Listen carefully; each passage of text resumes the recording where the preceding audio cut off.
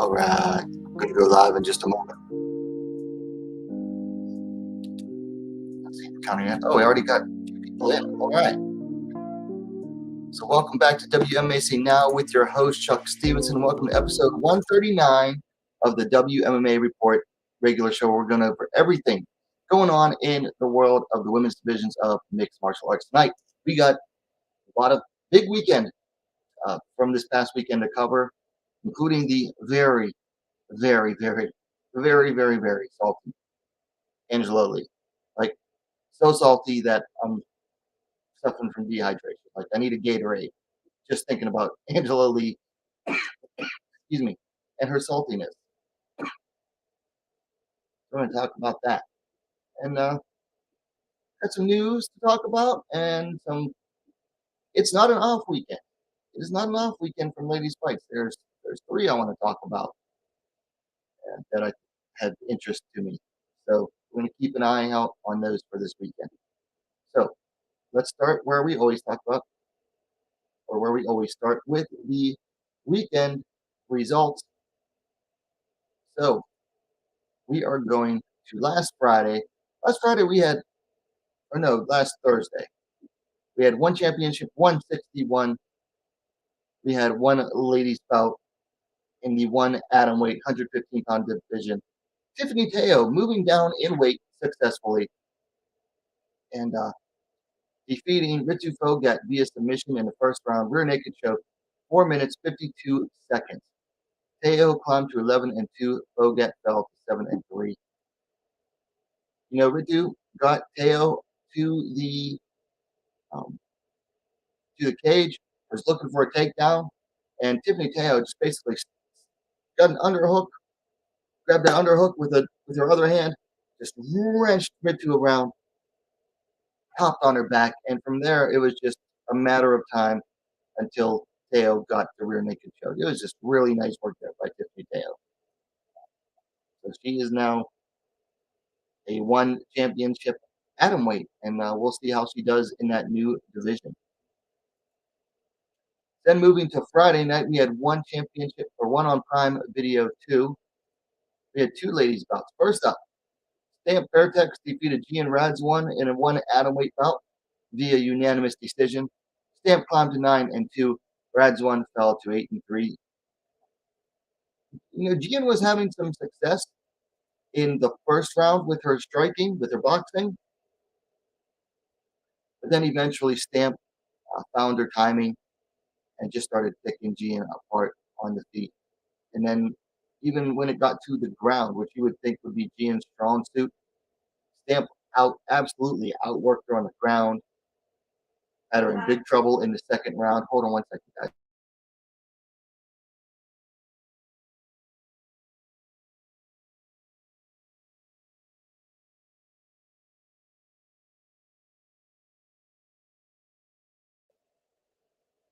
Sorry about that. I had to talk to someone offline.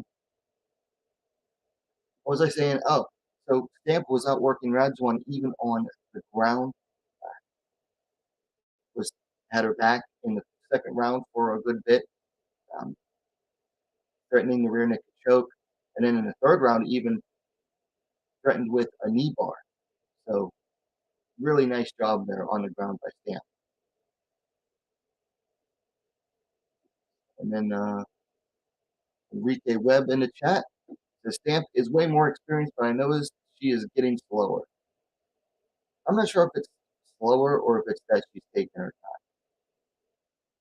I mean, she might be slowing down, but I think she's also just exercising more patience in what she does. But she's not in a rush to finish all the time. Like, she knows that she's at a level now in MMA where she's not going to just be able to finish all the time. And when you get to that point, you're not trying to rush the finish or force it. So you gotta slow down. So I mean, she might be getting slower. Not to say that she's not, but she might also just be slowing down. I mean, taking her time more. And then in the main event, we had the strawweight 125-pound championship where the champ, Xiong Jingnan, defeated Angela Lee via unanimous decision after 5 tough rounds. Xiong climbed to 18-2. Lee fell to 11-3, closing out the trilogy. A little bit of controversy with this, Angela didn't like the decision. One CEO, Chatri didn't like the decision. I mean, this is the first time, because of this fight, we actually got to see the scorecards from the fight, like all 3 scorecards, and which we're going to take a look at those later. But yeah, I think it's I mean, I did a full review video on this one. I I don't see how you could score it for Angela. I don't see how you can score it for her in one championship rule set, especially.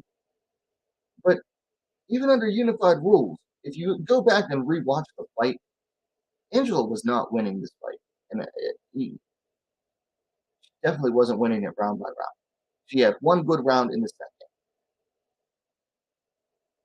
second.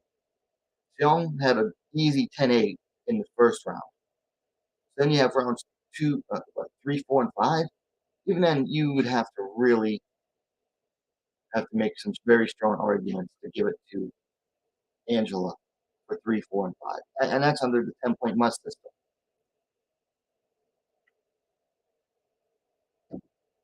But under the one global rule set and their judging, the whole fight judging, there's no way you could give it to Angela. Enrique says her strikes are not as explosive as they used to be. I'll have to look closer, Enrique. Also said Angela was walking into jabs for 5 rounds. Yeah, she definitely was. And Angela has no stand-up technique. She really, yeah, she doesn't. She has some technique. She just doesn't know how to put it together.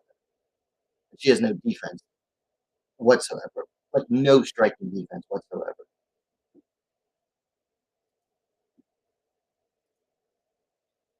Also on Friday night, we had Combate Global at a strawweight fight where Carolyn Gallardo defeated late notice replacement Danielle Taylor via split decision. Gallardo climbed to 8-4. Taylor fell to 11-8. That's Gallardo on the left. UFC veteran Danielle Taylor on the right. I didn't get a chance to watch this fight, so I can't really say anything. I heard it was very, very close, which doesn't surprise me because Gallardo hasn't exactly faced the highest level of competition at Combate, we'll say. And Taylor's a tough out for anybody who isn't like maybe like UFC level or upper tier, just outside UFC level. So hearing that the fight was close doesn't surprise me at all. And on Saturday, we had Bellator 286 had won the ladies' bout in the flyweight division. Sumiko Inaba defeated Nadine Mandiu via unanimous decision. Inaba stayed undefeated at 5-0. Mandiu fell to 2-6. I'll tell you what, this is supposed to be like an easy one for Sumiko Inaba, and Mandiu, got to give Nadine Mandiu credit. She gave Inaba some trouble here, particularly at range. She was being kind of rangy. She was giving Inaba trouble at first with her range and her length, but eventually Mandiu was able to get inside her range. And like they fought once back in the amateurs in 2018, and it ended in like a minute and 40 seconds in favor of Sumiko Inaba. To go to decision, I think it shows that both fighters showed a lot of growth. Plus, just the physical dimensions were really working against Sumiko Inaba. Mandy was tall and lengthy, so it was giving Inaba some trouble. Then on Saturday, we had UFC Vegas 61. We had a catchweight bout where Kelsey Chandler defeated Yulia Renko via TKO in the first round, 4 minutes, 15 seconds. Chandler climbed to 5-1. Renko fell to 10-7. This got this pick wrong, but Stoyarenko went out there and did what I figured she would do. She tried to go for that armbar early, couldn't quite get it, and then from then on, she was just trying to get Chandler down to the ground and wasn't successful, wasn't setting up her takedowns successfully. And Chandler made her pay for it every time and put her away. So Chandler's in the UFC now, but the funny thing is the competition doesn't get any easier from here. So we'll see. We'll see. I'm not that hype on Chelsea Chandler. And beating Stoyarenko doesn't really say much anyway. And then in the main event, Xiong Jingnan defeated Mackenzie Dern via majority decision after 5 long, hard-fought rounds. Jan climbed to 16-3. Dern fell to 12-3. I was very happy to be wrong about my pick on this one. Very happy. Dern might be the single best jiu-jitsu fighter in the women's divisions in the UFC right now. But here's the thing. If she can't get it there, it's useless. And we saw that again in this fight. Once Dern was able to get it to the ground, and usually via some very unorthodox methods, but once she was able to get it there, she controlled the fight. And especially, what was it, round 5, at least one judge gave her a 10. One judge gave her a 10-8, and that ended up being the majority decision. And then the others gave it to her 10-9. I think everybody gave it to her 10-9 in round 2 for Dern. I'm going to make decisions real quick. But on the feet, Jan was able to just really, outwork her. So there's don't have the judges' cards up yet on made decisions. Oh wait, here they are. So yeah, all 3 judges gave Dern the second round 10-9. Michael Bell gave her the 5th round 10-8, and that resulted in the 47-47 draw, with the other 2 judges giving Dern a round 5 10-9 or 48-47 Jan. And then every judge gave Jan round 1, 3, and 4. So yeah, Jan just outstruck Dern at every bit in the stand-up, and really largely denied Dern the clinch that she wanted to get it down, and just really made Dern pay for her sloppiness. Now on the ground, Dern's a wizard, but you can tell, and I got it. It pains me.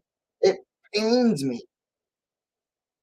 to do this, but I got to give credit to Team Alpha Male, who Jan trained with leading up to this fight, and that you can tell they really, really hyped up or committed to drilling submission defense, because Jan's defense was on point in this bout and went from being back mounted in the 5th round to ended up reversing on top and getting that last 12 seconds or so throwing ground and pound from top to Mackenzie Dern. So credit to Malcolm Mill for that. And Yan Xiaonan got it done.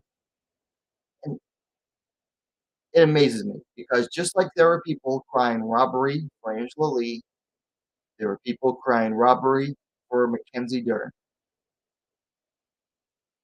And I don't know what crack they're smoking, but man, it must be some strong, powerful crack.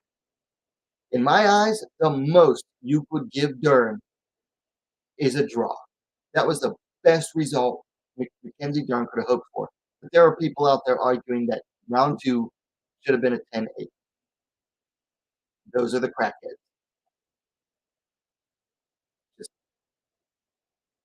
Those are the crackheads.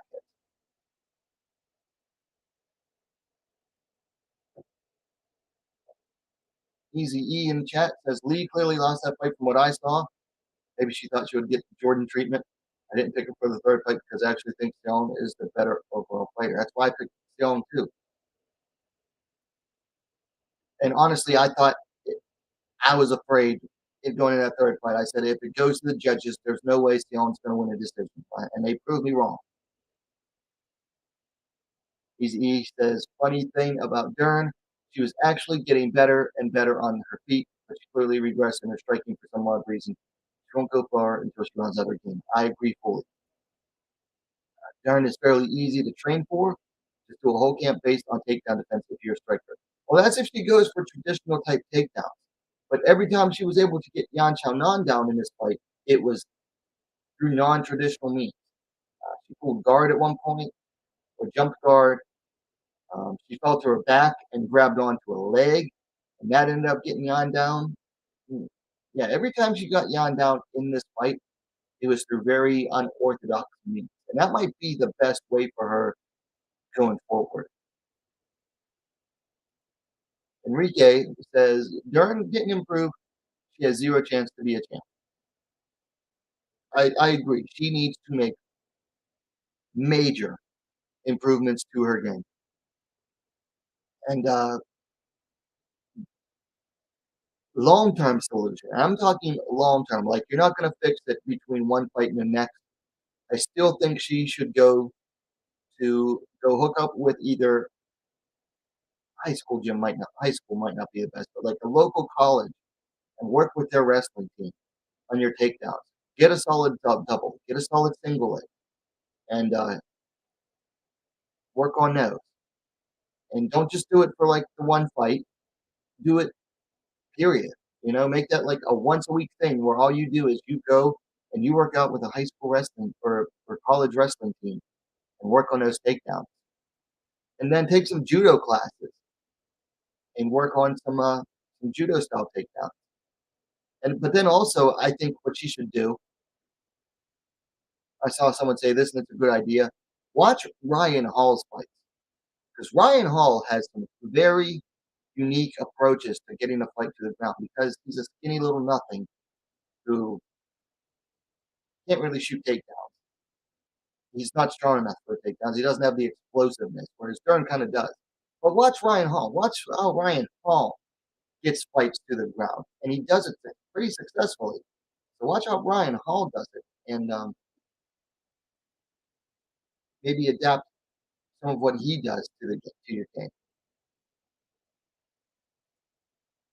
All right, so that is it for the weekend results. So let's move on into the news. Not a whole lot of news this week, just like there wasn't a whole lot last week, but there is some good stuff going on here. All right, first up, Ryzen Landmark 4 goes down November 6th in Nagoya. They added a super atomweight bout. Satomi Sarami Takano taking on Laura Fontoura. So Takano Sarami, she's been around for feels like forever in JMMA and has fought, I want to say, once before for Ryzen.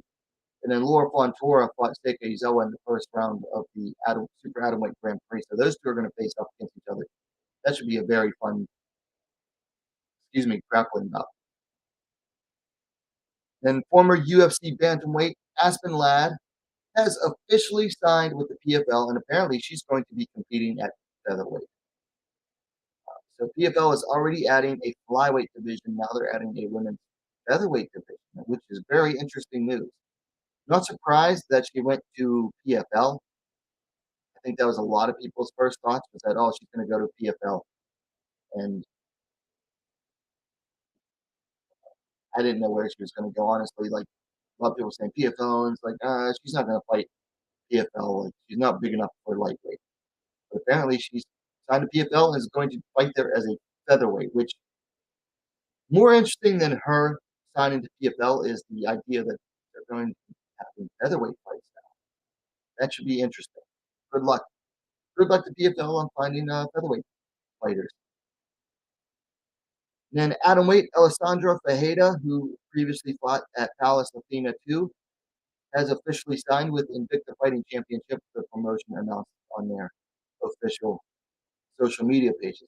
You might remember Alessandra Feta. She fought on that Palace Athena 2 event. She was the girl that suffered like multiple fouls against Anastasia Nikolakakos, I had to think of her name, in the main event, the Atomweight Championship bout. And Fajeda got fouled multiple times by Nikolakakos en route to an injury loss. The final foul, if I remember right, was a headbutt. I don't think it got called as a headbutt. It went to a technical decision, and they gave it to the hometown girl, Anastasia, which was just some dirty crap. So now Fajeda has moved to Invicta. So looking forward to what she offers at Invicta. Then UFC has a fight night scheduled for December 17th. They added a strawweight bout. Cheyenne Blissmas taking on Corey McKenna. So two girls who like to wrestle. Should make for an interesting one. Personally, I'm not a fan of either fighter, so whoever wins, the other one gets beat up and I win. So you can always cheer for the double knockout. The always the super rare double knockout. And then Peak Fighting Championship 24 goes down later this month, October 22nd, down there in Arkansas. They added a flyweight championship bout. Natalia Spies taking on Combate and Bellator veteran Desiree Yanez. So not sure if Yanez got cut from Bellator or if she was just allowed to take fights outside. I'm guessing since she's fighting for a title that she got cut. But seen Spies fight a few times, seen Yanez fight a bunch of times. Should make for a good fight. Keep an eye out for that. I think it's like Peak Fighting Championship.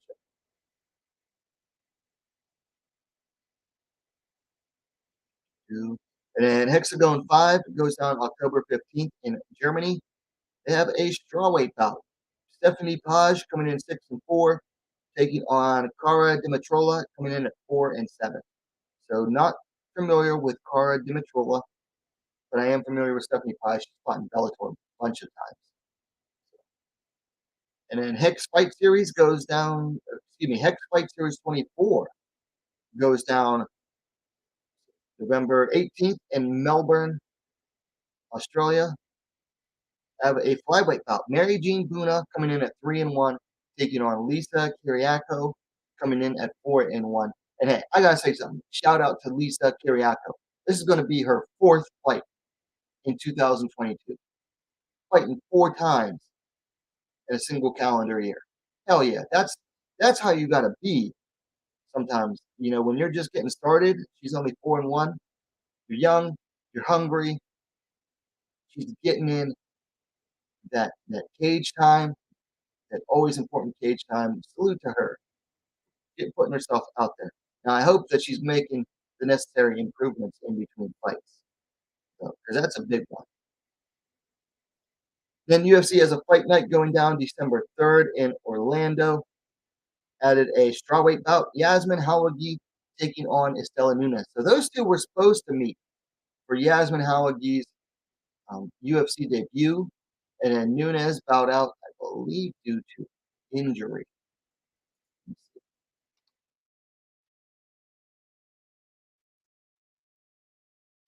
If I can find out why.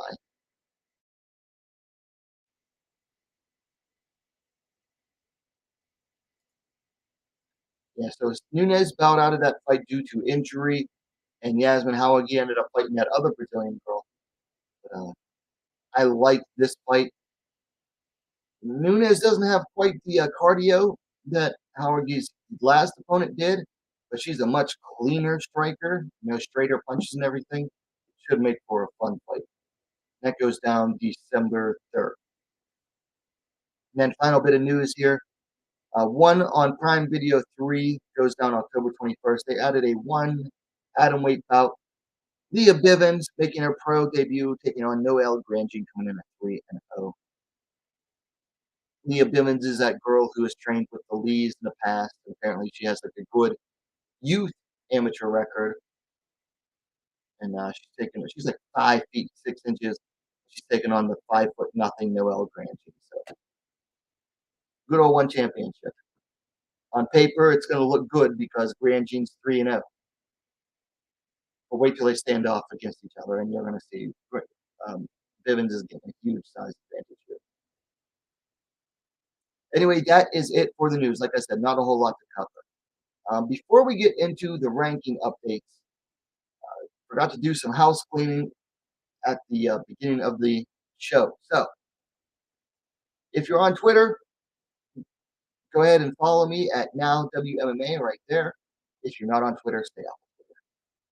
Also, please hit that like button. It helps get the stream going through the YouTube algorithm and draws more people to the stream as it goes on. So please hit that like button. Also, if at any time you decide, hey, I like the content this guy is putting out, and I put out a lot of it, like reviews, like previews, news, try to do one live show a week, try to, doesn't always get that way. So putting out a lot of good content all the time. So anytime you decide, hey, I like what this guy has to offer, go ahead and hit that subscribe button. WMMA now, the best, most complete women's mixed martial arts dedicated platform on YouTube. That should be good for the house cleaning. Also, the chat is open, everyone. The chat is open. By the way, we've got a couple chats here from Easy E. Says, I can't stand BJJ guys because most of them have a superiority complex. I served in the Army, been in combat and training kickboxing for years. Believe me, any BJJ guy's in serious trouble. So Easy E laying down the gauntlet here. Says, if they can't take me down, any BJJ guy is in serious trouble if they can't take me down. I've proved it many times. Okay. And it says, most military unarmed combat training is actually designed to render stuff like BJJ obsolete in a real fight. Yeah, because in a real fight, like a street fight or whatever, you actually don't want to get taken down. Like, being on the ground is the worst thing. I mean, go watch it. How many World Star videos are out there or whatever, where someone gets knocked down in a fight, and then the guy on top and all of his buddies come in and just start stomping the crap out of him.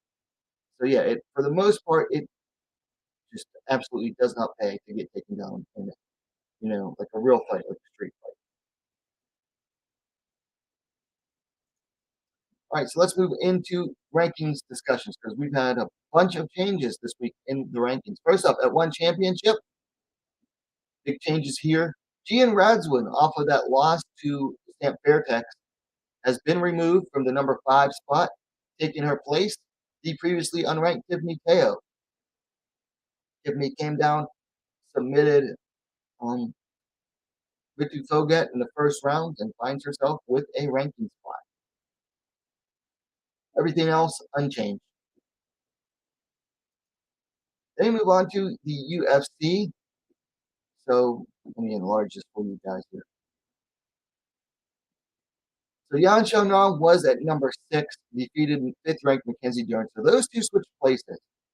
And then Amanda Lemos was at number 8. They moved her up to be tied at number 7 with Tisha Torres. So they're just getting her ready for an even bigger jump, assuming that she beats Marina Rodriguez. Because Lemos' next fight is against Marina Rodriguez. So they're just justifying that matchup, which is dumb because UFC never needs to justify anything they do. Then over at Bantamweight, big changes here at Bantamweight. So Aspen Ladd is gone. Sarah McMahon is gone. So big changes here. Myra Bueno Silva and Josiane Nunes go from unranked to 14 and 15. Norma Dumont, who's never fought at Bantamweight, at number 13. What the F? UFC, what the F? Lena Landsberg moves up 1 spot from 13 to 12. Julia Avila somehow manages to move up 3 spots to number 11. Hasn't even fought in over a year. Misha Tate moves up 1 spot to number 10. Carol Hosa moves up past her 2 spots to 9. Daishi Shasson moves up 2 spots to number 8. And Pani Kianzad moves up 2 spots to 7. Bantamweight rankings are a shambles right now. That's all I can say. The bantamweight rankings are a shambles. Then we move to Bellator flyweight.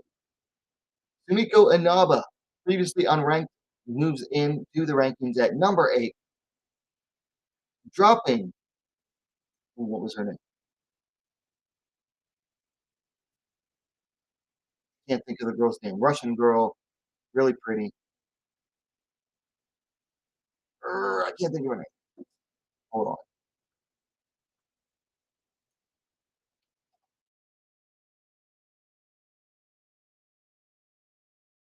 Find it real quick.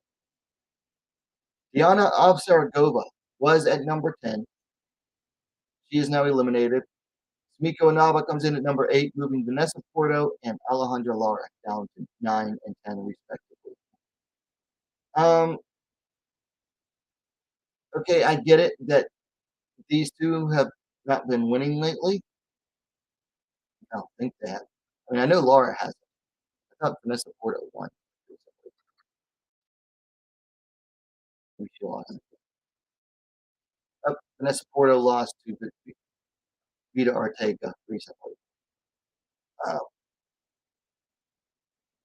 okay, but putting Smiko Inaba in at number 8, she hasn't beaten anybody.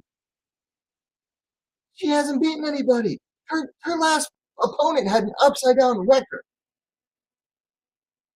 Like, say what you will about Vanessa Porto and Alejandra Lara, who are each coming off of losses, but at least they're losing to people with a name attached to them. Smiko Inaba, and hey, I like the girl. I think she has a lot of potential, but she hasn't beaten anybody worth talking about yet. And if anything, her last fight was a regression because she fought someone with an upside down record and went to a decision against someone, that same opponent that she had beaten in the first round in the amateur. I don't feel that people should have been moved down. If anything, she should have come in at number 10, removed Ovsaragova because, she hadn't fought in a while. She hadn't fought since March, which honestly, that's not even that long. I was thinking she hadn't fought at all in 2022. But okay, remove Ovsaragova. But I don't think they should have been putting Inaba in at number 8. Then women's featherweight, the biggest thing was that Leslie Smith has been removed from the rankings. So now they're down to 6 fighters plus the champion. Women's featherweight is it's a dying division. I mean, it was never truly alive and thriving. But I mean, now it's absolutely dying. Bellator can't even fill out the top 10. I mean, how hard is it to fill out a top 10?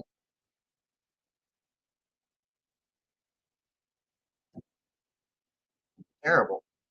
What a dying division. So that's it for your rankings.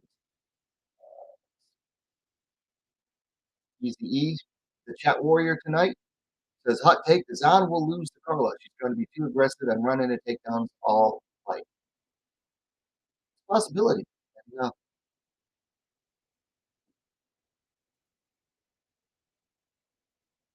says nothing against Justine Kish, but for her to be in the top 10 says a lot about the lack of depth in Bellator women's MMA. Yeah, it does. Well, she beat the former champ, who was coming off her first loss ever, and had a really good night. So that's why she got ranked. Because she beat the former champ, who was coming off of her first loss ever, and then beat her. So, and I'm not saying I agree with it, but that's why they did it. Anyway, let's move into the weekend preview. We've got 3 ladies bouts to look forward to this weekend that I'm looking forward to. Tomorrow, October 7th, and this should be live on UFC Fight Pass. Cage Warriors number 144. They're coming to you live from Rome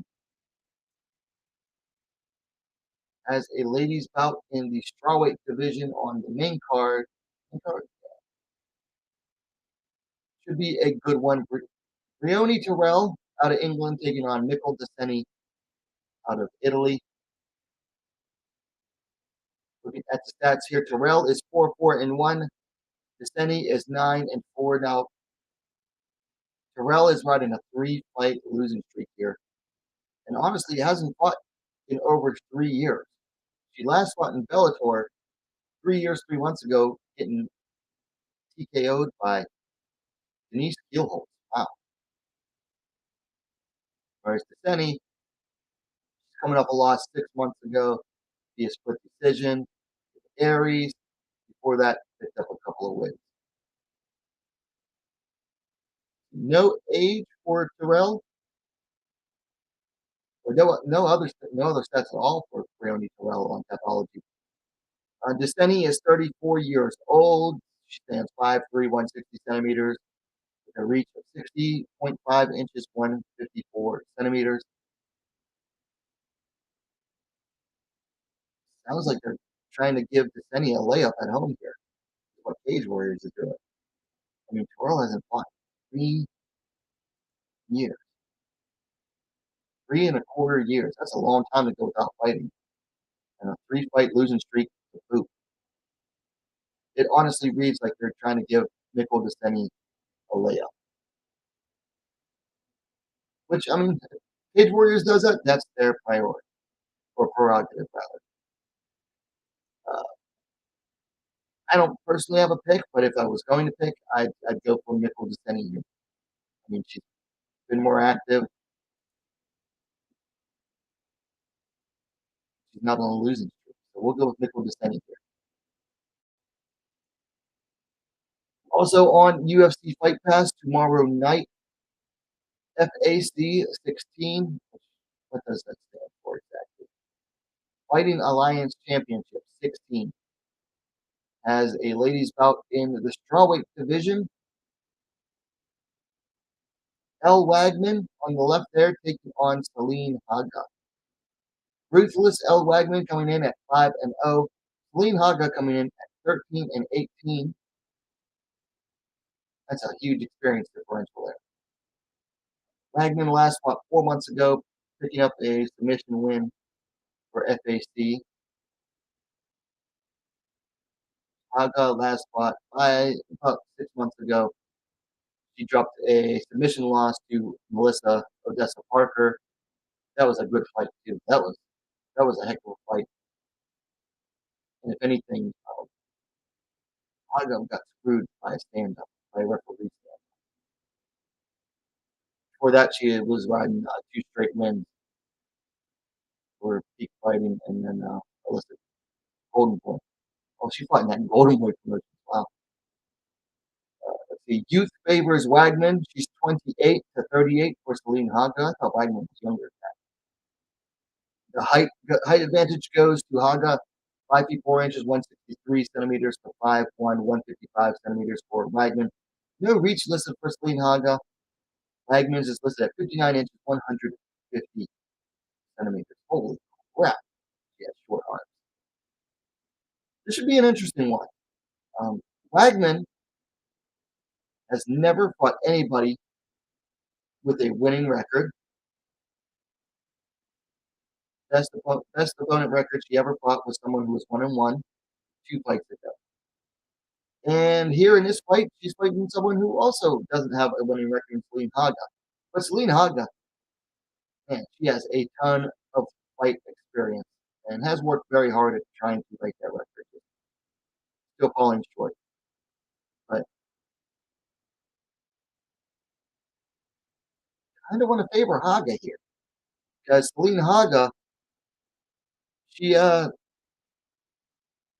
to have the size advantage here. You know, she's always fought at strawweight, whereas Elle Wagman before this has fought, I believe, all of her fights have come at atomweight.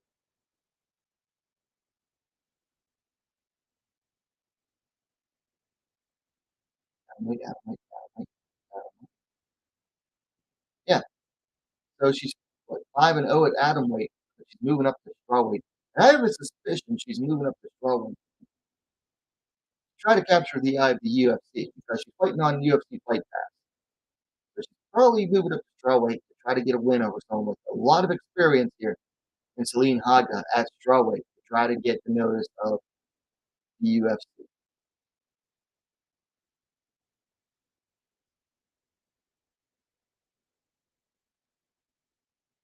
going with Celine Haga to win this one. We'll see. But I'll tell you what, if Wagman beats Celine Haga, and her next fight is in FAC as well, which all of her fights have been. She's local to Missouri, to Kansas City. They better give her an opponent with a winning record because this is getting ridiculous. So going with Celine Haga. And then tomorrow night, final fight for the weekend. We're getting a Saturday off at least from fights. But late tomorrow night on Combate Global, there's actually two ladies fights, but I couldn't find pictures for the other two series, and they're making a pro debut as well. But at 125 at flyweight, Aitana Alvarez on the left, taking on Julia Knoll on the right. And this, they're both ranked in Combate Global's top 10 rankings. I believe Knoll is at number 7 and Alvarez is at number 8. So, and this is actually a fight I called for after Alvarez's last fight. So, sure. Hey, good on Combate for smart thinking. Anyway, let's look at the stats on this one. The Valkyrie, Julian Knoll coming in at 2-2. Alvarez, Amazona coming in at 2-3. So she's looking to right that record, or at least even it out. Knoll's coming in off of a win via TKO about 3.5 months ago. Before that, had 2 previous losses. Alvarez, coming in off of a win just under 2 months ago via TKO. He's looking to, before that, had 3 straight losses. But let's see. Alvarez on the left is the younger fighter, 22 to 24. So both are pretty young. Alvarez will be the taller fighter, 5 feet 6 inches, 168 centimeters to 5'4", 163 centimeters. No reach listed for Knoll. 65 inches, 65.7 inch, 167-meter reach for Aitana Alvarez.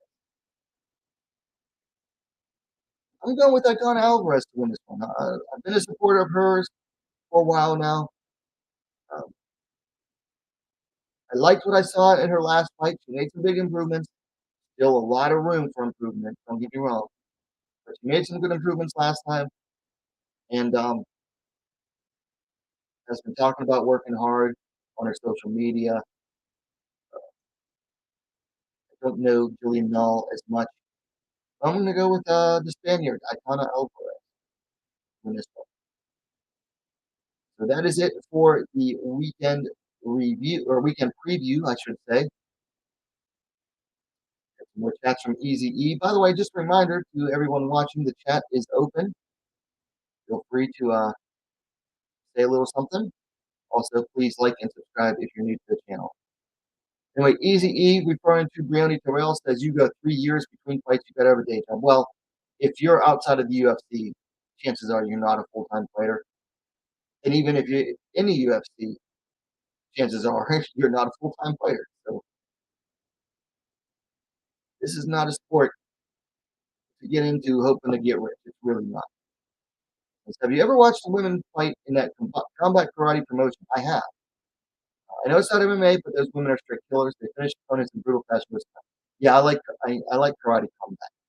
It's I hope they get picked up by some streaming service eventually and start getting some money. Like they started out on UFC Fight Pass, got off of Fight Pass, and they're on YouTube now. And I don't know how they're getting money, but I hope they can keep going because when they first started, it was a mess. Like they did not know what they were doing. They didn't know what kind of rules they wanted.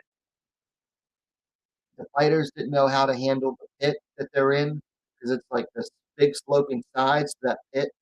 And last couple of years, it has gotten a lot better. The fighters know how to use the pit. Um, they're allowing clinch knees now, which is different. What else? They have limited ground and pound. You get like a certain 5-second limit. If your opponent's on the ground, knocked to the ground, you punch him for like 5 seconds. What else? What else have they figured out? But they figured out a lot. And karate combat, if you like stand up action and want to see something different than regular, Western style kickboxing or Muay Thai, check out karate combat. It's fun. It's on YouTube for free. Easy E says if I was an MMA scout, I'd be checking for talent there all the time. If you're going to do karate combat, possibly. I mean, a lot of those guys aren't trained in the ground though.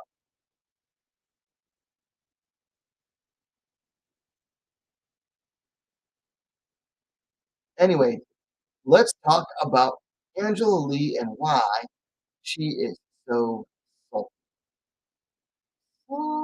You can see the mouth there. Angela Lee was not happy with the decision she got on that Friday night, Saturday morning in Singapore. Again, Xiong Jingnan, she lost via decision, and which is typical for that family. They do not like losing. The Lee family just does not like losing.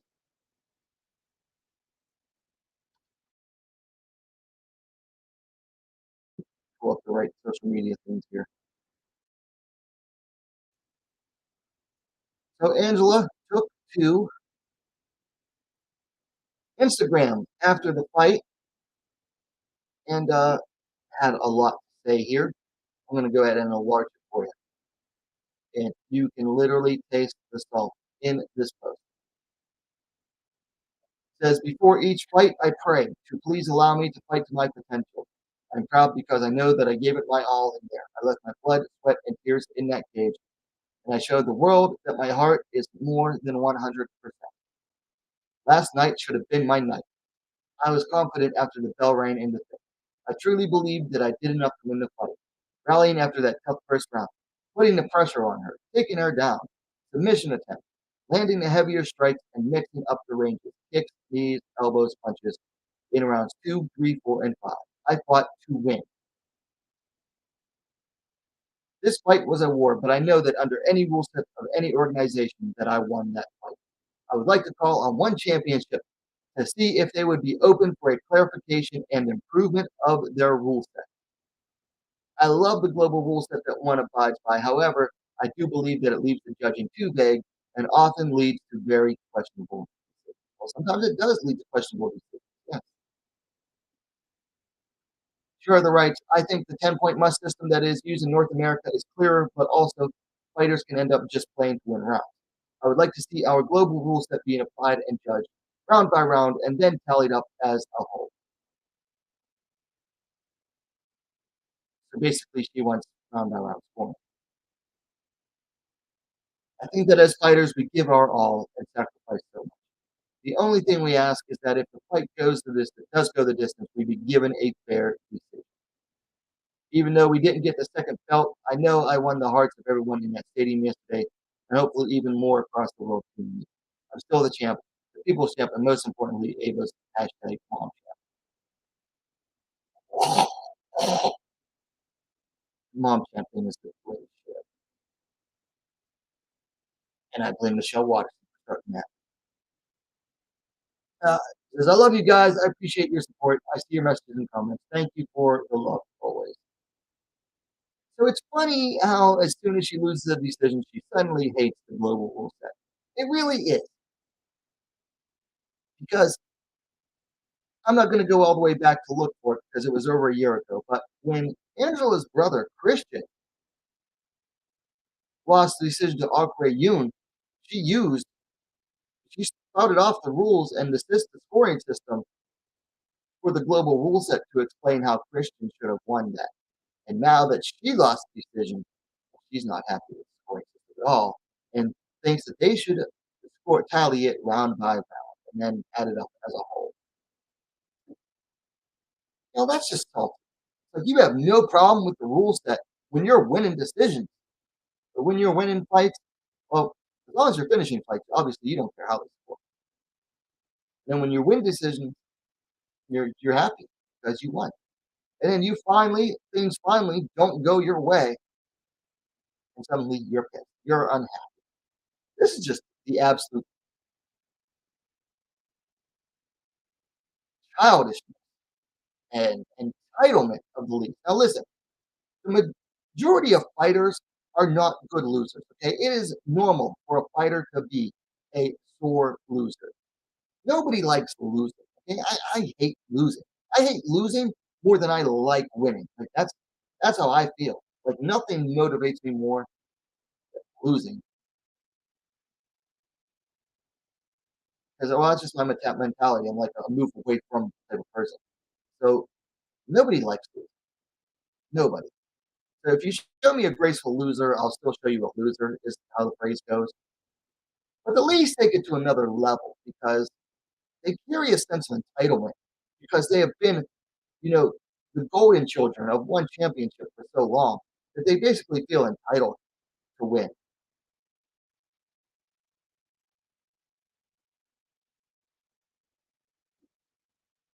And then when they lose, it's like they can't believe it. Like they just can't believe that I can't believe the judges scored against me. Did they not know who I am? And that's their attitude. It's like they just can't believe that they would score against them. So let's look at this here. I was confident after the bell rang in the fifth. I truly believed that I did enough to win the fight. Rallying after that tough first round. Yeah, the tough first round where she almost got finished.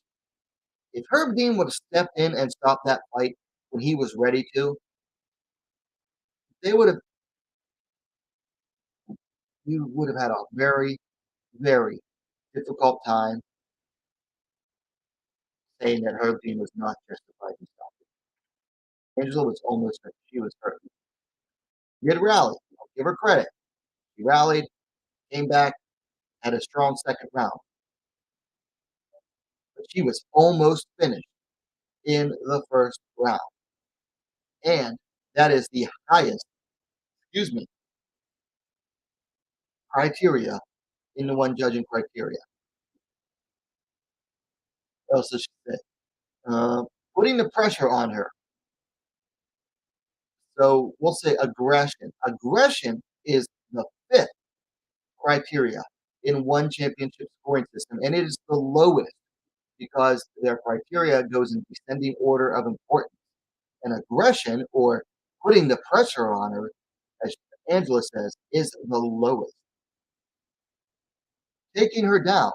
Well, earned takedowns are the second lowest in priority, but also equal to takedown defense. Because unlike the 10-point must system that we have in most places, um, like under the quote unified, which are anything but unified scoring system, defense is its own reward. One championship recognizes that defense should be scored. At least takedown defense should be scored equally. Xiong stopped multiple takedown defenses. She stopped more takedown attempts from Angela than Angela got her to the ground. Okay? Submission attempt. No submission attempt that she had was anywhere near as close to finishing as what Xiong did in the first round. So the highest criteria is near knockout, near submission. But I wouldn't qualify what Angela did with that basically that front choke as a near submission. Landing the heavier strikes. Well, that is super debatable. Because Xiong knocked her down multiple times. And every time Xiong hit her, you could see it affect Angela. Now, most of Angela's strikes landed to the gut because they were kicks. And it's hard to see the reaction as much. But that's mostly what judges have to go by is visual cues. And mixing up the ranges, kicks, knees, elbows, punches. She did mix up the ranges. It wasn't clean. And I will admit, Xiong mostly just loves to throw punches. She did throw some low kicks in there, but okay, mixing up the ranges, That's not on the scoring criteria. It does say striking combinations. That's number 3. Xiong was always throwing in combinations. The cage range generalship, which is ground control and superior position, or it includes ground control and superior position. Again, that kind of goes back to, well, yes, Angela was the aggressive one and moving forward, but at the same time, Xiong was countering and then resetting, forcing Angela to basically play into Xiong's game the entire time.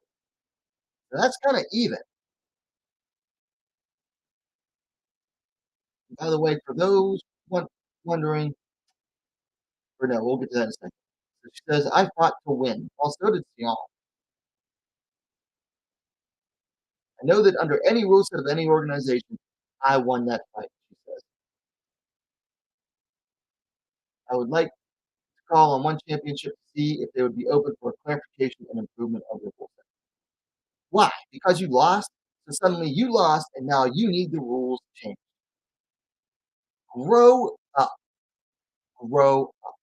It's your job as a fighter to know the rules and know how the scoring goes. And we know that she knows how the scoring goes because she tried to use it to justify that her brother should have won the decision against Al-Qayyum. So she knows the scoring system. By the way, for those wondering,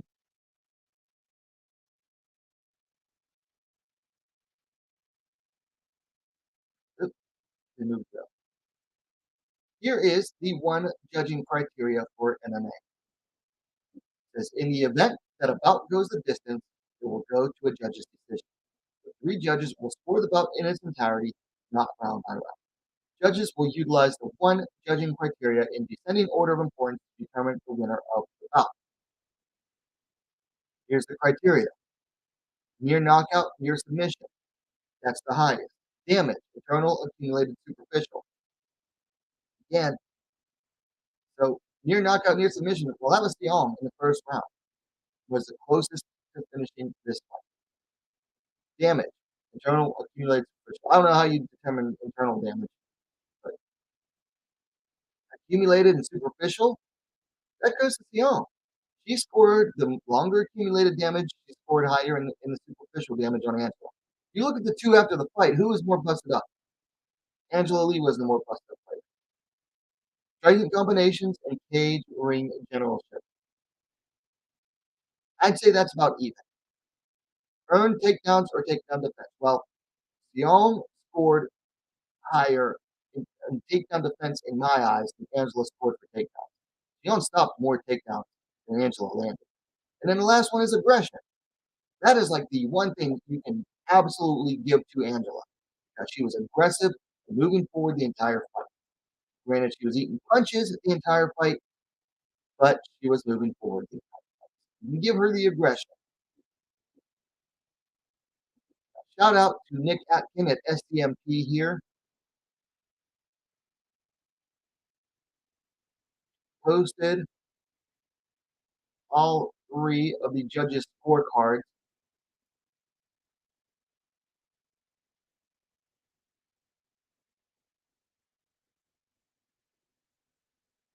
My window's getting crowded here. Shout out to Nick at SDMP MMA. Posted all 3 of these. Has got hold of all 3 of the judges' scorecards for Xiong Jingnan versus Angela Lee. And this is the first time we've ever seen scorecards for one championship. All this time, I always thought they just said, well, because the whole fight scoring is right, whoever they thought the winner was.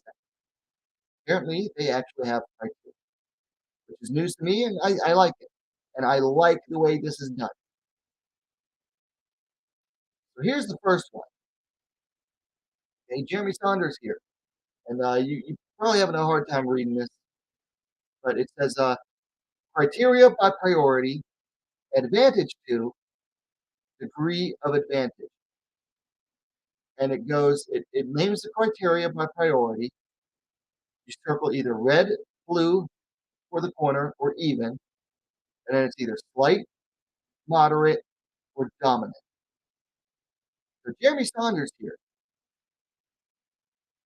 Near KO submission goes to the red corner, moderate.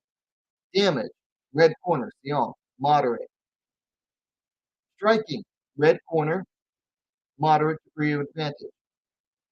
Ground, went to the blue corner, Angela Lee, slight degree of advantage. Takedown, gave it to the red corner for Xiong. Probably thinking, but Xiong didn't have any takedowns. But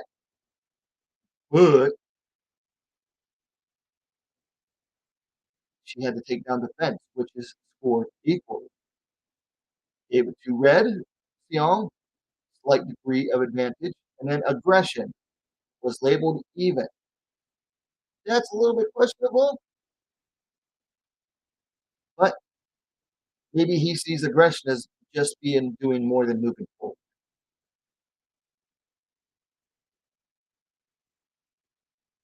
Then we have Judge Ian Cartwright. This is a little different.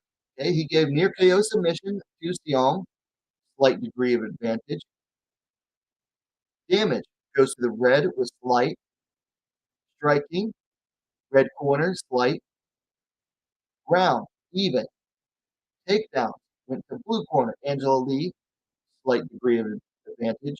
And aggression went to the blue corner for slight degree of advantage. This is a little different, but still, you had three categories out of six going to Xiong, two to Angela, one was even. And then the final scorecard, this was the most different of them. Who is this? Judge Lamont Nelson. Near KO submissions goes to red, slight degree of advantage. Damage goes to red corner, slight degree of advantage. Striking, he gave this one to Angela. Blue, slight degree of advantage. Takedown, even. Oh, no, I'm sorry. Ground, even. Takedowns, even. And then aggression gave it to the blue corner, Angela, slight degree of advantage.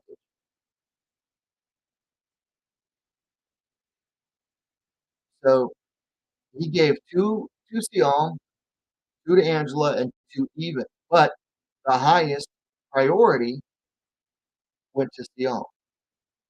And we picked Xiong Jingnan. So all three judges scored it for Xiong Jingnan.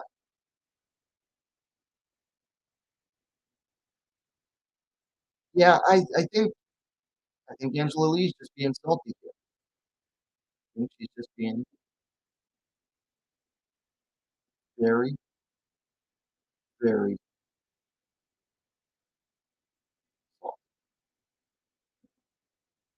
salty. And by the way, and I said this in my review of this fight, which there is a full review video up for this fight that I did last night. If you feel that Xiong was running away the entire fight, you don't know what you're watching. You just don't know what you're watching. And that's all there is to say about it. But for all you Angela Lee fans that think she got robbed, now is your chance. I should have put that in the title. I should have said Angela Lee fans, get in here. Missed out on the opportunity. But again, so how do you justify giving it to Angela Lee? I'm open to hearing suggestions because the most I saw online, people saying, "Well, all Xiong did was all Xiong did was run away on it." Well, that's not running away. You just don't know what you're watching. But also, that doesn't win the fight for Angela. Easy E, the chat warrior, says, "Boy, if winning overturned decisions, give it a rest, Angela." There's another hot take. Speaking of Watterson, I think her nickname Karate Hottie is pretty crazy, despite her not being very good at karate. I've actually seen great karate. She ain't it. Yeah. Well, she's had that name for like over a decade now. This from coming from someone who absolutely loves the show. Also says, I actually love the judging the whole fight criteria. Keeps the Fighters honest and discourages cheap tactics to steal rounds. When I get into a real fight, there are no rounds. Well, that's true. That honestly is my biggest gripe with the whole fight criteria is that if you're judging the fight as a whole, but you have breaks in between rounds, and those breaks can turn the tide of the fight. Like they really can change the momentum of the fight. Because that criteria is why I fell in love with Japanese fight promotion. Yeah, it's a great scoring system when it's applied properly. It's a good rule set.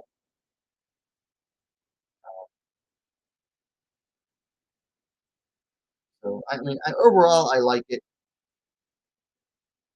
Sometimes I think they make bad decisions. I still think that Kurata over Lin Hachin was a bad decision because all Hirata had was a single big punch that should not have won the fight overall. I'd love to see the scorecards for that fight.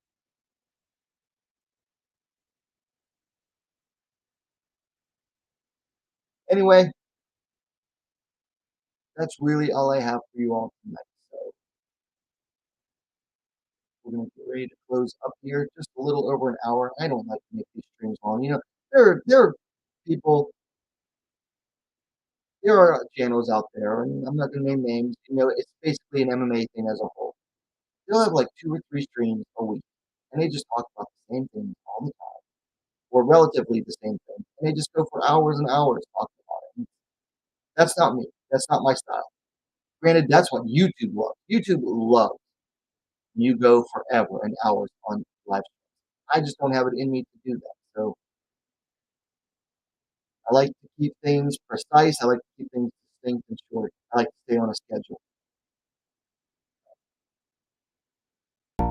Anyway, we're going to get ready to close up here because that's all I have. So, got anything else?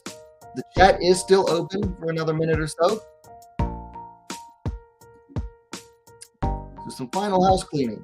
Hit that like button. And if you're new to the channel, please consider hitting that subscribe button. I hope today is the day that I earned that subscription. If you're on Twitter, you can follow me at NowWMMA. I'm always live tweeting results during fights and tweeting, between rounds, scoring them. So keep an eye out on that. If you're on Twitter, if you are not on Twitter, stay off of Twitter. There's no point in being on it. There really is. What else? Yeah, like I said, like and subscribe if you are new. Just released the Xiong versus Lee 3 fight review. If you haven't seen it yet, go hit it. It's a long one, but it's a good one. It was a long fight, so there was a lot to cover in that fight, and it's a good review.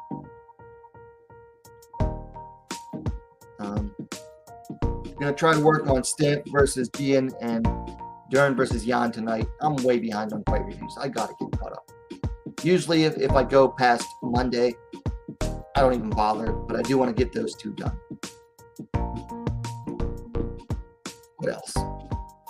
Keep an eye out for the fights this weekend. Cage Warriors tomorrow on Fight Pass. FAC tomorrow night on Fight Pass. And then Combate Global is on Paramount Plus for English. Or I think you can watch on Univision for free, but with Spanish language commentary. So keep an eye out. It's not an off weekend. It's just not a big weekend for WMMA. Anyway, that's really all I have for tonight. Easy E says, yeah, the MMA hour is ridiculous. 3 hours, I just watch the fighters that interest me on that show. Yeah, I don't even watch it, period. I don't watch it at all. If I watch anything from it, it's just the clips that Jedi Goodman posts on Twitter. Jed Goodman, might be someone else. But yeah, it's called the MMA Hour, and it's 3 hours long. That's ridiculous. Anyway, that's really all I have for tonight. So take care, everyone, and we will see you probably next Thursday. But if I stream before then, I'll alert you via a community post. So take care of yourselves.